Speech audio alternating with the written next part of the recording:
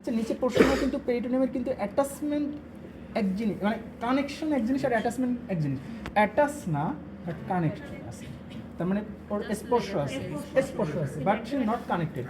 সেই কারণে মানে মনে করে এই যে আমার এই যে আমি এটা পড়ে আছি, এইটাই মনে করে একটা পেরিটোনিয়াল ক্যাভিটি, এই পুরোটা আমার হাত যেটার ভিতরে ঢুকে আছে পুরো ক্যাভিটির ভিতরে, মানে তার মানে এটা একটা লেয়ার, ভিতরে আরেকটা লেয়ার আছে, এই যে পুরোটাই হচ্ছে ক্যাভিটি। জাস্ট কিডনিটা মনে করো যে পেরিটোনিয়াম ক্যাভিটির বাইরে, কিন্তু একটা এই কানেকশন আছে না, এই সরি কানেকশন আর অ্যাটাকশন মানে প্রায় লাগানো থাকবে, মানে লাগানো না, ওর সাথে লাগানো না। কারণ কিডনির যে ক্যাপসুল আছে এটাকে কি বলে জানো?